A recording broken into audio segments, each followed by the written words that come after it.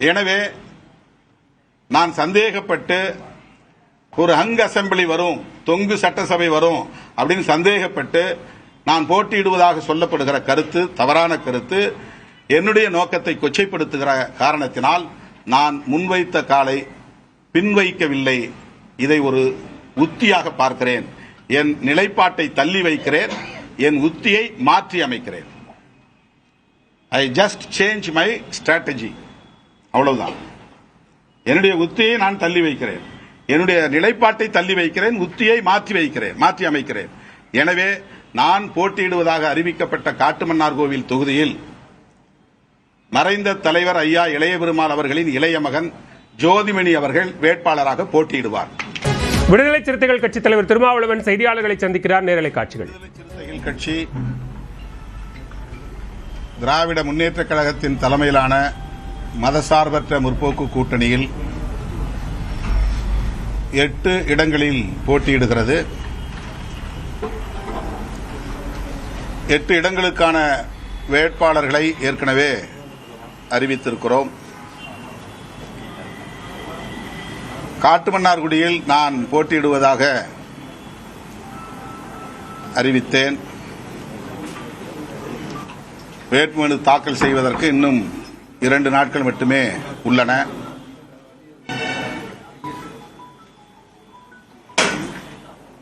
நாடாளுமன்ற உறுப்பினராக நான் 2 ஆண்டுகளை முடித்திருக்கிறேன். இன்னும் 3 ஆண்டுகள் உள்ளன. என்றாலும் நான் சட்டப்பேரவைக்கு செல்ல வேண்டும் என்று விரும்பினேன். என்னுடைய உள்ளுணர்வு நான் சட்டப்பேரவையில் இருக்க வேண்டும், சட்டப்பேரவையில் விளிம்புநிலை மக்களுக்கான அரசியலை பேச வேண்டும் என்று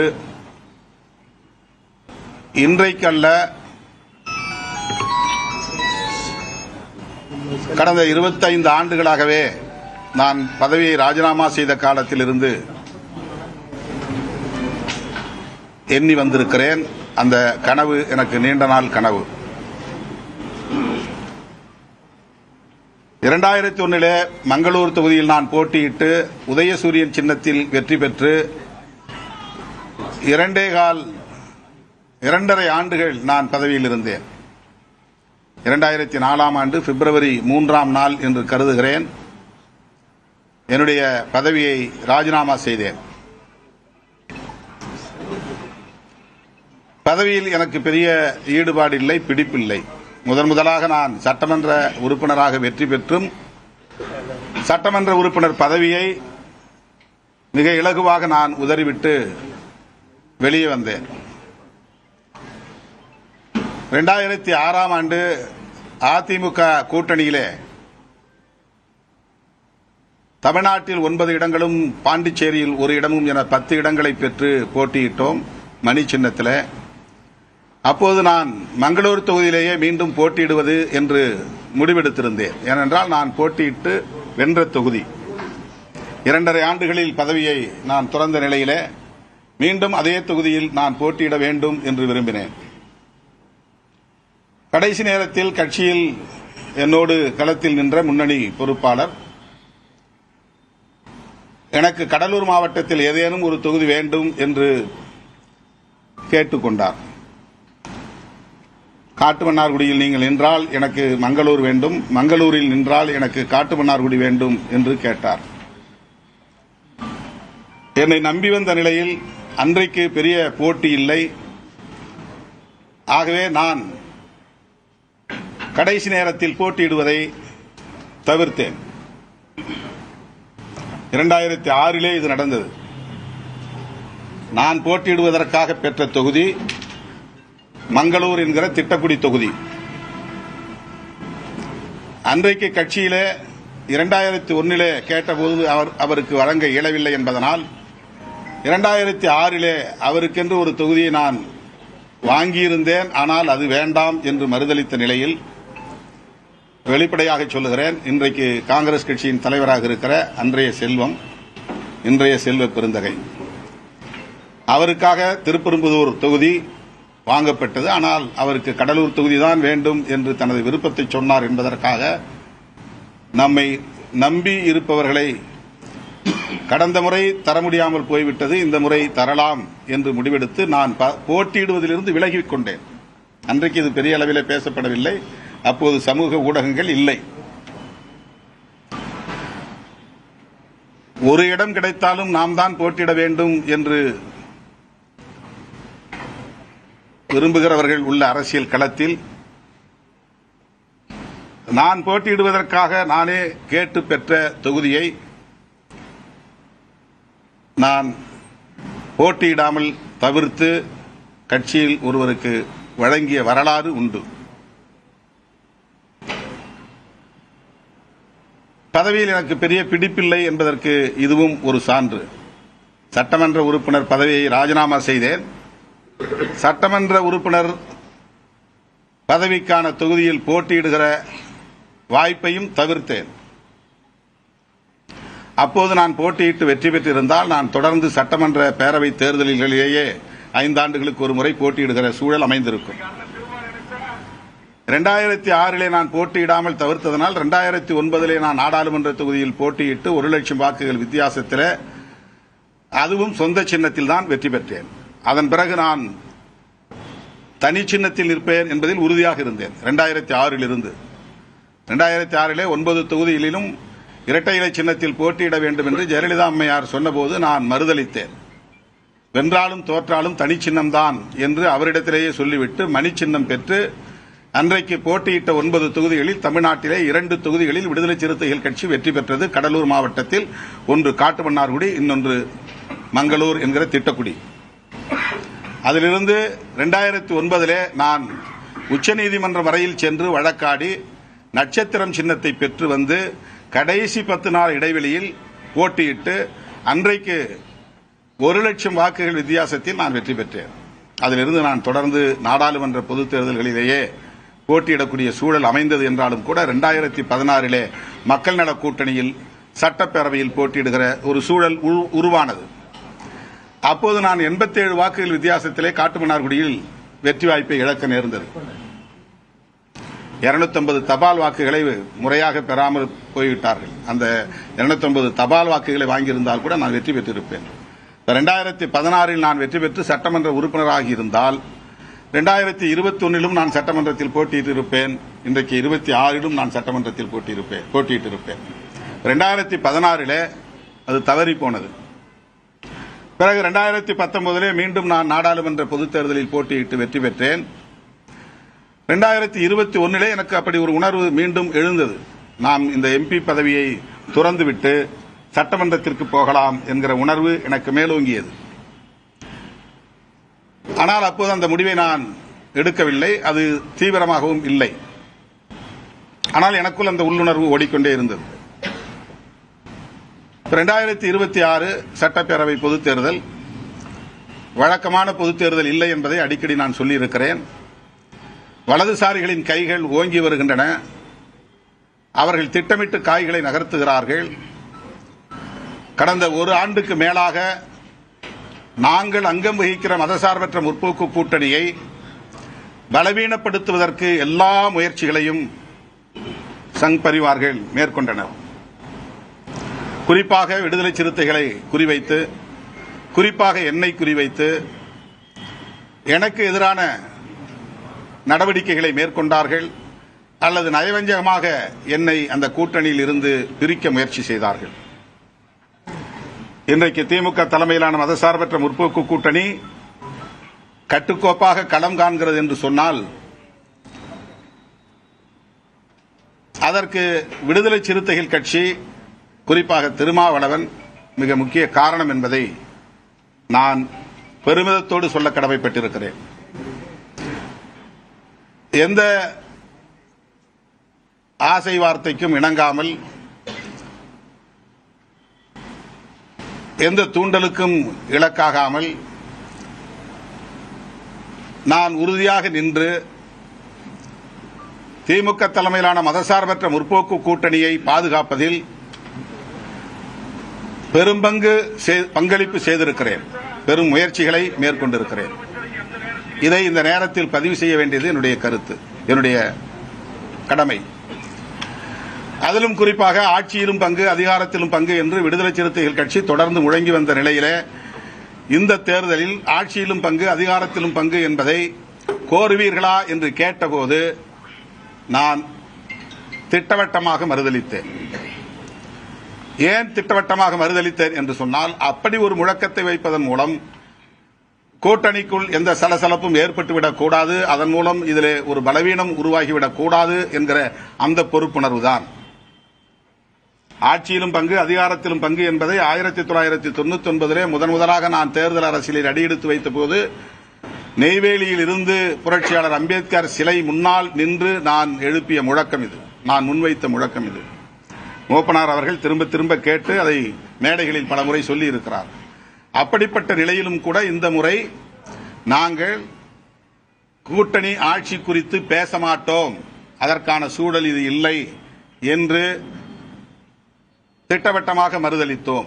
ஏன் இதை அழுத்தமாக சொல்லுகிறேன் என்றால், நான் போட்டியிடப் போகிறேன் என்று சொன்னதும் ஏதேதோ யூகங்களை ஆளாளுக்கு கட்டமைத்திருக்கிறார்கள். திருமாவளவன் பதவி ஆசை கட்டு எம்பி பதவியை விட்டுவிட்டு எம்எல்ஏவுக்கு நிற்கப் போகிறார் என்றும், அப்படி இங்கே வந்து அவர் கூட்டணி ஆட்சிக்கு முயற்சிக்கப் போகிறார் என்றும், துணை முதலமைச்சர் ஆவதற்கு ஆசைப்படுகிறார் என்றும், தொங்கு சட்டசபைதான் உருவாகப் போகிறது என்று திருமாவளவனை யூகிக்கிறார் என்றும், அதனால் அவர் சட்டமன்றத்திலே இருந்தால்தான் கூட்டணி ஆட்சிக்கான கருத்தை உயர்த்தி பிடிக்க முடியும் என்று அவர் கருதுகிறார் என்றும் ஆளாளுக்கு அவரவர் யூகங்களை எல்லாம் செய்திகளாக்குகிறார்கள். அதேபோல நான் ஏற்கனவே போட்டியிட்டு வெற்றி பெற்ற 4 சட்டமன்ற உறுப்பினர்களில் 3 பேருக்கு வாய்ப்பளிக்கவில்லை என்பது அவர்கள் திமுக ஆதரவு நிலை எடுத்ததனால்தான் என்று மிக தவறாக அவதூறுகளை பரப்புகிறார்கள். நான் இந்த கூட்டணியில் உறுதியோடு நிற்கிறேன். நான் இந்த கூட்டணிக்கான அரசியலை பேசுகிறேன். அதைத்தான் 4 சட்டமன்ற உறுப்பினர்களும் சட்டப்பேரவையில் எதிரொலித்தார்கள். அவர்கள் நான் பேசாததை அங்கு பேசவில்லை, நான் சொல்லாததை அவர்கள் அங்கே சொல்லவில்லை, நான் பேசிய அரசியலுக்கு முரண்பட்ட அரசியலை அவர்கள் அங்கே முன்வைக்கவில்லை. நான் வெளியிலிருந்து என்ன பேசுகிறேனோ அதைத்தான் எமது சட்டமன்ற உறுப்பினர்கள் சிந்தனை செல்வன், ஷா நவாஸ், எஸ் பாலாஜி, கணையூர் பாபு இந்த 4 பேரும் எடுத்துரைத்தார்கள். அவர்கள் மிகச் சிறப்பாக விடுதலை சிறுத்தைகளின் அரசியலை பேரவையில் எடுத்து வைத்தார்கள் என்பதை யாரும் மறுக்க முடியாது. நான் அதற்காக பெருமைப்படுகிறேன். அவர்களுடைய பங்களிப்பை எண்ணி பெருமைப்படுகிறேன். அவர்களை நான் வெளியேற்றியதற்கு எதுவும் காரணமில்லை. நான் தேர்தலில் போட்டியிடுவேன் என்பதும், நான் சட்டமன்றத்திற்கு செல்ல வேண்டும் என்கிற விருப்பத்தை தவிர வேறு எந்த நோக்கமும் இல்லை. கூட்டணி ஆட்சியை உருவாக்க வேண்டும் என்று விரும்பினால் சட்டமன்றத்திற்கு போகாமலும் கூட நான் அதை செய்ய முடியும். சட்டமன்றத்திற்குள்ளே போய்தான் அதை செய்ய வேண்டும் என்று இல்லை. வெளியே இருந்தும் நான் எம்பியாக இருந்து கொண்டும் அதை செய்ய முடியும். நான் சொல்லுவதை எங்கள் சட்டமன்ற உறுப்பினர்கள் கேட்கப் போகிறார்கள், அவ்வளவுதான். ஆக அது தவறு. அதேபோல சட்டமன்ற உறுப்பினர்கள் 3 பேரை வெளியேற்றியதற்கு வெரி சிம்பிள் ரீசன். புதியவர்களுக்கு வாய்ப்பு கொடுக்கலாம். ஏற்கனவே இவர்கள் வெற்றி பெற்று ஒரு முறை சட்டமன்றத்திற்கு போய் அதை பார்த்து விட்டார்கள். அந்த அதிகாரத்தை அவர்கள் நுகர்ந்து விட்டார்கள். கிடைக்கிற இடங்கள் 8 தான். போட்டி 150 பேர், 200 பேர். அந்த 8 இடங்களுக்கு ஒவ்வொரு தொகுதிக்கும் 10 பேர், 15 பேர். எல்லோரும் எனக்கு நெருக்கமானவர்கள். யாரை விடுவது, யாரை தேர்ந்தெடுப்பது என்கிற பிரச்சனை இருக்கிறது. ஒருவரை எடுத்தால் மற்ற 10 பேர் எனக்கு எதிரியாக மாறுகிறார்கள். ஒருவரை தேர்வு செய்தால் மற்ற அத்தனை பேரும் வருத்தத்தோடு, வலியோடு எனக்கு எதிரான நிலைப்பாட்டை அல்லது விமர்சனங்களை நேருக்கு நேராக வந்து வைக்கிறார்கள். அது உரிமையோடு செய்கிறார்கள். அது உட்கட்சியில் இருக்கிற ஒரு உரிமை. அது அண்ணன் தம்பி என்று பழகுவதால், தலைவன் தொண்டன் என்ற இடைவெளி இல்லாததால் இரவு பகலாக அவர்களோடு நான் களத்திலே நிற்பதால் அந்த உரிமையை எடுத்துக் கொள்கிறார்கள், அவ்வளவுதான். ஆகவே அவர்களை நான் மாற்றியதற்கு நான் பின்பற்றுகிற சமூக நீதி பார்வைதான் காரணம். 3 முறை பாலாஜி கொடுத்துட்டோம், சரி இன்னொரு முறை ஒருத்தனை கொடுப்போம், அவ்வளவுதான். Very simple reason. சோழிங்கநல்லூர்ல நின்றார் பாலாஜி, அப்ப வெற்றி பெற முடியவில்லை. மயிலத்தில் நின்றார், வெற்றி பெற முடியவில்லை. இப்ப திருப்போரூரில் நின்றார், வெற்றி பெற்றார், சிறப்பாக பணியாற்றினார், மிகச்சிறந்த சட்டமன்ற உறுப்பினர் என்று பாராட்டை பெற்றார். முதலமைச்சர் உட்பட அதில் இருந்த அத்தனை அமைச்சர்களும் என்னிடம் சொல்லாத அமைச்சரே இல்லை. இன்னைக்கு சட்டசபை அலங்காரமாக இருக்கிறது என்றால் அதற்கு சிறுத்தைகள் தான் காரணம் என்று பல பேர் இடத்தில் சொல்லியிருக்கிறார்கள். எனவே அவர்கள் எனக்கு முரண்பட்ட அரசியலை பேசவே இல்லை, அப்படி நான் நினைக்கவே இல்லை. சோசியல் மீடியாவில் பேசக்கூடியவர்கள் அல்லது விடுதலை சிறுத்தைகளை பிடிக்காதவர்கள் அல்லது திருமாவளவன் வளர்ச்சியை பொறுத்துக் கொள்ள முடியாதவர்கள் பரப்புகிற அவதூறு அது. ஆக நான் கொண்டிருந்த சமூக நீதி பார்வை என்னை உந்தி தள்ளியது. இந்த 2 பேருக்கு பொது தொகுதி 2 தான். 8 தொகுதி வாங்கினாலும் 6 தொகுதி வாங்கினாலும் பொது தொகுதி 2. இப்ப மறுபடியும் அதே 2 பேருக்கு கொடுக்கணுமாங்கிற கேள்வி எழுது. இயக்கத்தொழில் எழுப்புறாங்க. இன்னும் 5 வருஷம் கழிச்சு தான் எம்எல்ஏ எலெக்ஷன் வரும். அப்பெல்லாம் நாங்க இருப்போமா இல்லையான்னு தெரியல. எங்களுக்கு ஒரு வாய்ப்பு கொடுங்க. நீங்க ஷானவாஸ்க்கு வந்து குன்னத்தில் ஒரு வாய்ப்பு கொடுத்தீங்க, அதுல ஜெயிக்கல. நாகப்பட்டினத்தில் நின்னாரு, ஜெயிச்சிட்டாரு. 5 வருஷம் அவர் பணியாற்றிட்டாரு. அவர் வந்து வெளியில நின்று இதே மாதிரி பேசக்கூடியவர் தான். அந்த ஆற்றல் அவருக்கு இருக்கு. இதே அரசியல் அவரால் பேச முடியும். இப்ப நாங்க உள்ள போய் பார்க்கறதுக்கு எங்களுக்கு ஒரு வாய்ப்பு வேணும். நாங்க சட்டமன்றத்தில் உட்கார்றதுக்கு ஒரு வாய்ப்பு வேணும். இது இந்த கோரிக்கை ஒரு ஜனநாயக கோரிக்கை. அந்த கோரிக்கையை நான் ஒரு சமூக நீதி பார்வை அடிப்படையில், சரி தம்பிங்க தானே, நம்ம கூட இருக்கிறவங்க தானே சொல்லிக்கலாம். நாம் எடுக்கிற முடிவுக்கு எந்த இன்டென்ஷனும் ஒரு உள்நோக்கமும் அவங்க கற்பிக்க வாய்ப்பில்லை, அதனால நம்ம எடுத்துக்கிட்டு சொல்லலாம் அப்படின்னு நான் முன்கூட்டி சொல்லல, அவ்வளவுதான். ஷானவாஸ் வந்து நாகப்பட்டினம் இல்லை அப்படின்னு தெரிஞ்ச உடனே ராயபுரம் வாங்கி கொடுங்கன்னாரு. ராயபுரத்தை வாங்கின பிறகு அது சரியா இருக்காதுன்னு பல்லாவரம் கேளுங்கன்னாரு. பல்லாவரம் வந்து தேமுதிகவுக்கு போயிருச்சு, வேற தொகுதியே இல்லை. அப்ப நாங்க சவுத்துல கேட்டோம், அங்க எங்கெங்கே கேட்டோம், எங்கேயுமே முடியல. முதலமைச்சர் தலையிட்டு பண்ருட்டியை கொடுங்கன்னு சொன்னார். அப்படிதான் அது வந்துச்சு. அந்த இடத்துல கடலூர் மாவட்டத்தை சார்ந்தவர்கள் உள்ளூர் என்கிற கோரிக்கை நாளுக்கு நாள் வலுத்து வருகிறது. இதுக்கு முன்னாடி வந்து டாப் லெவலில் இருக்கிறவங்களை முதல்ல நம்ம வந்து சாட்டிஸ்ஃபை பண்ணி ஆகணும். 30 வருஷமா என்னோட பயணிக்கிறவங்களை நான் சாட்டிஸ்ஃபை பண்ணி ஆகணும். 24 மணி நேரம் என்னோட இருக்கிறவங்க நான் சாட்டிஸ்ஃபை பண்ணி ஆகணும். வழக்குகளை சுமக்கிறவங்க, அடிபட்டவங்க, ரத்தம் சிந்தினவங்க, சிறைச்சாலை சென்றவங்க, அவங்க வந்து என்கிட்ட கோரிக்கை வைக்கும் போது அவங்க எல்லாம் இல்ல போ நான் என் விருப்பப்படி கொடுப்பேன் அப்படின்னு நான் கொடுக்க முடியாதுல்ல. இன்னைக்கு பெரிய குளத்தில் வந்து ஒரு தம்பியை போட்டிருக்கிறோம், சக்திவேல் என்கிற ஆற்றல் அரசுனா, அவருக்கு ஏற்கனவே 2 முறை வாய்ப்பு கொடுத்துட்டோம். பக்கத்தில் உட்காந்துக்கிற பாவலன் கேட்டார், கனியமுதன் கேட்டார், அந்த ஊர்ல இருக்கிற கோவிந்தராஜ் என்கிற தமிழ்வேந்தன் தமிழ்வாணன் கேட்டாரு. ஆனா நான் அவங்களெல்லாம் கொடுக்காம இவருக்கு கொடுத்தேன். ஏன்னா அவர் என்னோட எப்படி டிராவல் பண்ணாரு, எத்தகைய அடக்குமுறைகளை சந்திச்சாரு, அவர் ஒரு முறையாவது உள்ள போகட்டும் அப்படின்னு எனக்குள்ள இருக்கிற உள்ளுணர்வு தூண்டிச்சு. ஏற்கனவே 2 முறை வாய்ப்பு கிடைச்சாலும் கூட அவர் அப்ப வந்து சாதாரண ஒரு கூட்டணி 2001 நாங்க ரொம்ப வலுவில்லாத ஒரு கூட்டணியில இருந்தோம். அடுத்து மக்கள் நல கூட்டணி, வலுவில்லாத ஒரு கூட்டணி. இப்ப இந்த முறை அவர் வந்து கேட்கிறார், ஒரு போன்ல வந்து அவர் வந்து என்ன பழைய காலத்துக்கு எடுத்துட்டு போயிட்டார், ரீகால் பண்ணிட்டு போயிட்டார். உடனே நான் வந்து சரிப்பா நீ போய் நில்லு அப்படின்னு சொல்லிட்டேன். இப்படிதான் வந்து தேர்வு பண்றோம். அப்ப அது மாதிரிதான் வந்து பாலாஜியை ரீப்ளேஸ் பண்ணதும் சரி, ஷானவாஸை ரீப்ளேஸ் பண்ணதும் சரி. அடுத்த செகண்டே பாலாஜி அண்ணா எடுத்த முடிவை நான் ஏற்றுக்கொள்கிறேன், அண்ணனோடு எப்போதும் நான் உடனிருப்பேன் அப்படி மெசேஜ் போட்டார். உடனே அன்னைக்கு அந்த அறிவிப்பு செய்த உடனே அதுல அவருக்கு எந்த வழியும் இல்லை. அன்னையிலிருந்து என் கூட தான் அலுவலகத்தில் இருக்கிறார். ஷானவாஸ் இப்பதான் என்ன பார்த்தார். கிட்டத்தட்ட 1 மணி நேரம் என்னோட பேசிட்டு இருந்தார். நான் வந்து பிரச்சாரத்துக்கு போறேன், என்னுடைய டூர் ப்ரோக்ராம் அறிவிங்க, என்றென்றைக்கும் வந்து இந்த கட்சியின் நலன்களுக்காக மட்டுமே பாடுபடுவேன் அப்படிங்கிற ஒரு தகவலை சொன்னார். நான் ஏன் உங்க பேரை விடுபட்டு போச்சு, ஏன் நான் அதை தவிர்த்தேன் அப்படிங்கிறதுக்கு நான் விளக்கம் சொன்னேன். ஏன்பா நான் சொன்னா நீ கேட்டுங்கிற நம்பிக்கையில நான் மாத்தினேன், அவ்வளவுதான். அவரும் இஸ்லாமியர், அவருக்கு ஒரு வாய்ப்பு நம்ம இந்த முறை கொடுக்கணும், அதனால கொடுத்தோம், தப்பா எடுத்துக்காதீங்க. அடுத்த சுழற்சி இன்னொரு இஸ்லாமியர் கொடுப்போம். இனிமே அவர் தோத்தாலும் ஜெயிச்சாலும் அவருக்கு கொடுக்க போறதில்ல, அடுத்த ஒரு இஸ்லாமியருக்கு நம்ம வாய்ப்பு கொடுக்கணும். இது வேணா ரொம்ப குறைவான எண்ணிக்கை உள்ள இடங்கள் இருக்கும்போது, போட்டி கடுமையாக இருக்கும்போது, அதை வந்து நாம் இந்த மாதிரியான ஒரு சமூக நீதி பார்வையில நம்ம அட்ஜஸ்ட் பண்றோம், அவ்வளவுதான். இதை வந்து ஊடகங்கள்ல அவங்க எல்லாம் திமுகவுக்கு சொம்படிச்சதுனாலதான் திருமாவளவன் தூக்கி போட்டாரு அப்படிங்கிற ஒரு நேரேஷன், ஒரு கருத்துருவாக்கம் பண்றாங்க. அதெல்லாம் தாண்டி இப்பதான் நான் கோர் சப்ஜெக்ட் வரேன், மெயின் சப்ஜெக்ட் வரேன். நான் வந்து ஆசைப்பட்டேன், அவ்வளவுதான். சட்டமன்றத்துக்குள்ள போகலான்னு ஆசைப்பட்டேன்.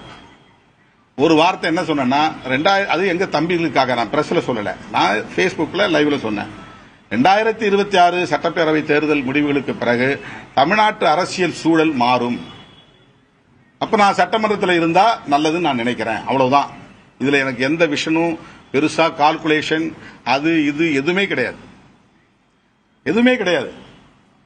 இது டார்கெட்டட், எது தமிழ்நாடுங்கிறது குறிவைக்கப்பட்ட ஒரு மாநிலமா மாறி இருக்கு. பிஜேபியும் அதிமுகவும் இங்க இருக்கக்கூடிய சமூக நீதி அரசியலை சீர்குலைக்கக்கூடிய ஏற்பாடுகளை செய்து கொண்டிருக்கிறார்கள். அப்படிப்பட்ட நிலையில் சட்டமன்றத்திலும் இருப்பது நல்லது, அப்படிதான் நினைச்சேன், அவ்வளவுதான். சட்டமன்றத்திலும் இருப்பது நல்லது, அவ்வளவுதான் என்னுடைய எண்ணம். இதுல யாருடைய இன்ஃபுளுன்ஸும் கிடையாது. ஒரு செய்தி நான் உங்களுக்கு சொல்ல கடமைப்பட்டிருக்கிறேன், என்ன யாரும் இன்ஃபுளுன்ஸ் பண்ண முடியாது. இதை செய் அதை செய் அப்படின்னு என்ன கட்டளையிட்டு என்ன வேலை வாங்க யாராலும் முடியாது. அது எந்த காலத்திலும் நடக்காது. நான் நல்லது கெட்டது எல்லாவற்றையும் சீர்தூக்கி பார்த்து நான் போட்டியிட வேண்டும் என்று முடிவெடுத்தேன். அதே போல இந்த 6 நாட்களில் 5 நாட்களில் கம்ப்ளீட்டா ஏதோ திருமாவளவன் ஒரு நோக்கத்தோட உள்நோக்கத்தோட உள்ள போகணும்னு நினைக்கிறார் அப்படிங்கிற மாதிரியான ஒரு நேரேஷனை செட்டப் பண்ணி ஒரு கட்டுக்கதையை உருவாக்கி எங்கள் கூட்டணியின் நலனை பாதிக்கப்படக்கூடிய வகையில் கருத்து பரப்பல் இங்கே திட்டமிட்டு நடக்கிற சூழலில் நான் இதையும் கருத்தில் கொள்ள வேண்டியிருக்கிறது. இதை நான் புறந்தள்ள முடியாது. நான் முன்வைத்த காலை பின்வாங்க மாட்டேன் அப்படிலாம் நான் ஒரு ஈகோயிஸ்டிக்கா இருக்க மாட்டேன். எங்க ஒரு ஃபார்வர்டிங் இருக்கும், அந்த இடத்துல ஒரு வித்ட்ராயிங் இருக்கணும். ஒரு யுத்த களத்தில் முன்னோக்கி போறோங்கிறது ஒரு ராஜதந்திரம்னா, ஒரு ஸ்டெப் பின்வாங்கிறது ஒரு ராஜதந்திரம் தான். எந்த யுத்த களத்திலும் பின்வாங்குதல் இல்லாமல் முன்னோக்கி பாய முடியாது. அதனால இந்த 5 நாட்கள் ஊடகங்களில் நடத்தப்பெற்ற விவாதங்களும் திட்டமிட்டு விடுதலை சிறுத்தைகள் கட்சிக்கு எதிராக பரப்ப பெற்ற அவதூறுகளும் எல்லாவற்றையும் விட என்னுடைய நோக்கத்திற்கு ஒரு திட்டமிட்ட சித்திரத்தை உருவாக்கி இருக்கிறார்கள். நான் என்னுடைய நோக்கத்தை கொச்சைப்படுத்துவது போல் இருக்கிறது. ஏதோ பதவி ஆசைப்பிடிச்சு நான் டிப்டி சிஎம்காக இங்க வரப்போறேன், அதுக்குதான் நான் முன்ன சொன்னதெல்லாம் சொன்னேன். நான் ஏன் ராஜினாமா பண்ணேன்னு சொல்ல வேண்டிய அவசியம் இதுதான் வருது. நான் பதவி ஆசை இருந்திருந்தா 5 வருஷம் நான் எம்எல்ஏவே இருந்திருப்பேன். எனக்கு பதவி ஆசை இருந்திருந்தா நான் 2006 எனக்கான தொகுதியில் நான் நின்றுகிட்டு மற்றவங்களுக்கு போப்பா உனக்கு சீட்டு இல்லைன்னு நான் சொல்லியிருக்க முடியும். இது எனக்கான சீட்டு, நான் நிக்கிற தொகுதி, ஜெயிக்கிற தொகுதி எனக்கு வேணும் அப்படின்னு நான் நின்றுக்க முடியும்.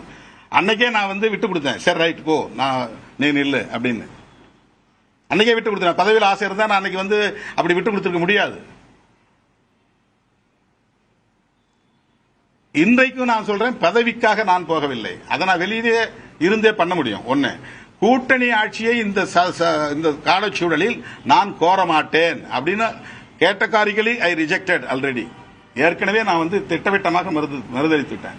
அப்புறம் என்ன அதுல ஒரு சின்ன உள்நோக்கம், அதை எதுக்கு நான் உள்ள போய் தான் செய்யணுங்கிறது என்ன இருக்கு? தேர்தலுக்கு பிறகு அதை செய்யணும்னா நான் என்னால் செய்ய முடியுமே,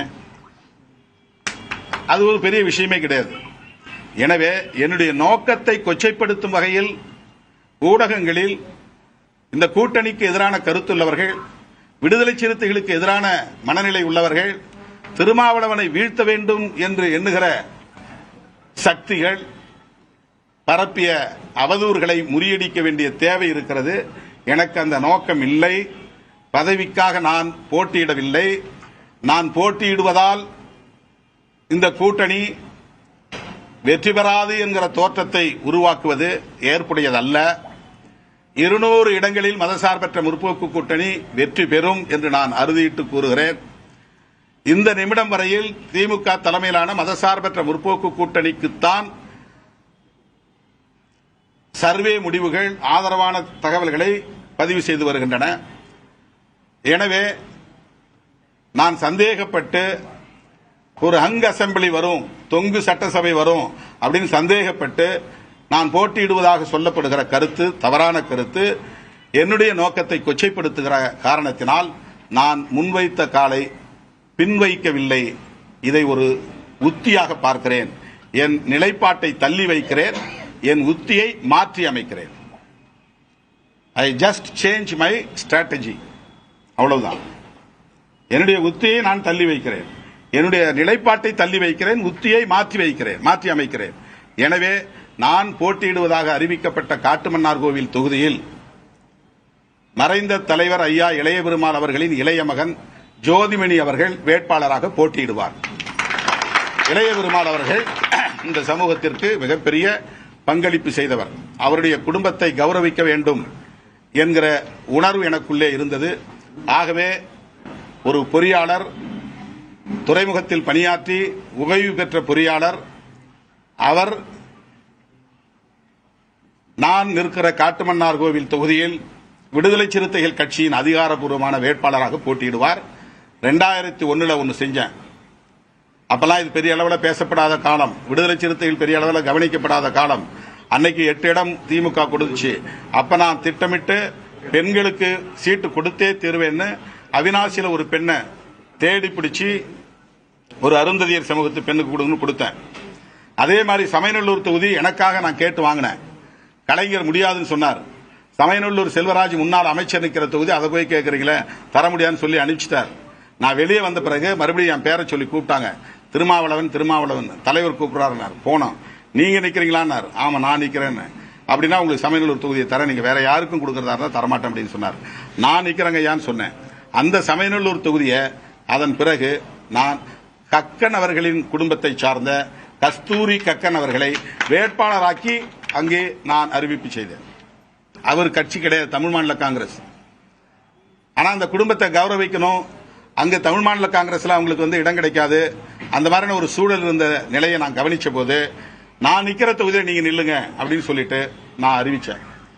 ஆனா கலைஞர் அதுக்கு முன்கூட்டியே புரிஞ்சுக்கிட்டு, நாங்க பேசிக்கிட்டு இருந்ததை வச்சு தெரிஞ்சுக்கிட்டு, என்ன அவரே விழுப்புரத்தில் வேட்பாளர் பட்டியல் அறிவிக்கும் போது நானே எதிர்பார்க்கல. திருமாவளவன் மங்களூரில் போட்டியிடுகிறார் அப்படின்னு கலைஞரே அறிவிச்சார். என் பேரை நான் சமயநல்லூர்ல தான் எழுதி வச்சிருந்தேன். வேட்பாளர் பட்டியல் அறிவிக்கிறது முன்னாடி அவர் எனக்கு கூப்பிட்டு கேட்டு தெரிஞ்சுக்கிட்டு, சரி அப்படின்னா அவங்க நிக்கட்டும், நீங்க இங்க நில்லுங்கன்னு சொல்லி மாத்தி விட்டாங்க. நீ நிக்காம இருக்க விடாங்கிறதுக்காக என்ன மாத்தி விட்டார். நான் வேற யாரையா போட்டுருங்கிறதுனால இது நிகழ்ந்தது. ஆகவே 2001 கக்கன் குடும்பத்தினருக்கு ஒரு வாய்ப்பு கொடுத்ததை போல 2026 அந்த பகுதியில் சாதி ஒழிப்பு களத்தில் தீவிரமாக போராடிய ஐயா இளைய பெருமாள் குடும்பத்தை கௌரவிக்கும் வகையில் அவருடைய இளைய மகன் பொறியாளர் ஜோதிமணி இளைய பெருமாள் வேட்பாளராக போட்டியிடுவார் என்பதை தெரிவித்துக் கொள்கிறேன்.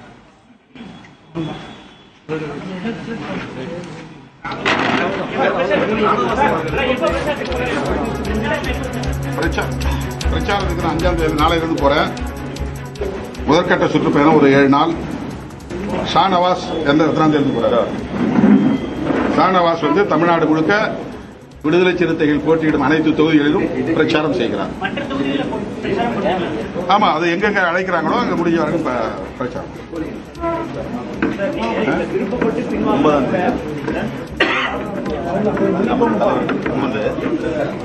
5ஆம் தேதி புதுச்சேரி, 6ஆம் தேதி காட்டுமன்னார்குடி, 7ஆம் தேதி காட்டுமன்னார்குடி, 8ஆம் தேதி பெரியகுளம், 9ஆம் தேதி கள்ளக்குறிச்சி, 10ஆம் தேதி பன்ருட்டி, 11ஆம் தேதி திண்டிவனம், 12ஆம் தேதி செய்யூர், 13ஆம் தேதி திருப்போரூர், 14ஆம் தேதி அரக்கோணம். இது முதற்கட்டமாக. அடுத்த பட்டியல் பின்னர் வெளிவரும்.